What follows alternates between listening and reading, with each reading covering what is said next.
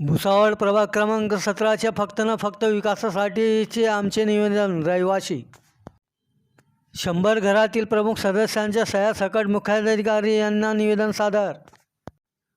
वर्षानुवर्षे प्रभाग क्रमांक 17मध्ये विकास खुंटल्यावरून प्रभागातील 100 घरांच्या प्रमुखांच्या सह्यासकट फक्त आमच्या प्रभागाच्या विकासासाठी आमचे हे निवेदन असल्याची सखोल चर्चा रहिवासींनी करून नूतन मुख्याधिकारी श्री धांडे यांना निवेदन दिले.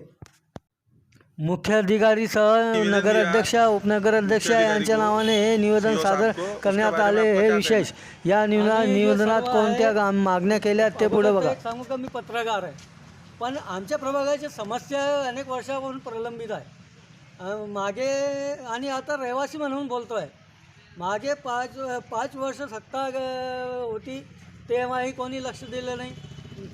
तदनंतर प्रशासक बसले काही वर्ष, तेव्हाही प्रशासकानेही लक्ष गेलेलं नाही.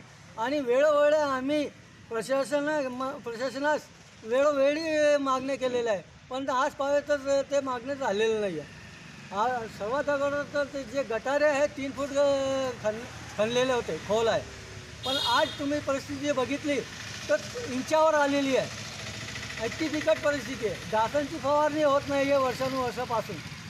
डासांची उत्पत्ती वाढते आहे, दुर्गंधी पसरते आहे. आणि येत्या महिन्यापासून पवित्र रमजान सुरू होतं आहे. समजा काही आजारी पडले तर ते उपवास त्यांचे सुटत असतात. आमच्या गल्लीत मिल्लत नगर आणि सरवला नगरमध्ये रोड एकदम खराब झालेले आहे.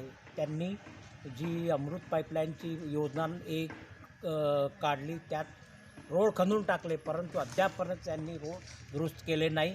आणि आमच्या नाल्या या 25-30 वर्षापूर्वी माजी नगरसेवकांनी बनवलेल्या आहेत, त्या पूर्ण तुटलेल्या आहेत, खराब झालेल्या आहे.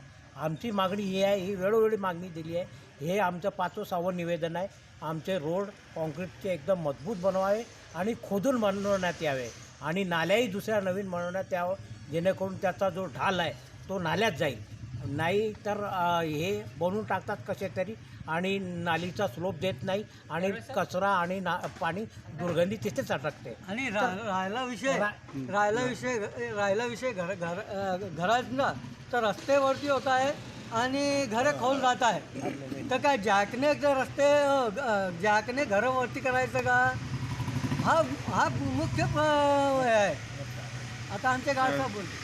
हमारे पटेल कॉलोनी का सबसे बड़ा प्रॉब्लम ये है कि हमारे घर नीचे हो गए और रोड ऊपर है. आज की तारीख में अगर आप लोग नया रोड अगर बनाते हैं तो हमारे ये निवेदन है कि उसको पहले खोद के उसके बाद में नया रोड बना जाए. दूसरा ये है कि नाली हमारे यहाँ सिर्फ ऊपर से वो कागज़ चुन के पन्नी चुन के नाली साफ़ कर लेते हैं. नाली हमारी 3 फुट अंदर गहरी है, लेकिन उसकी कोई सफाई होती नहीं है और वो इतनी ऊपर आ गई है कि उसका पानी अब हमारे पहियों में घुसने लगा है. तो आपसे विनती है कि वो नाली को भी खोद के नई नालियाँ बनाई जाए या फिर उसको अंदर तक गहरा किया जाए.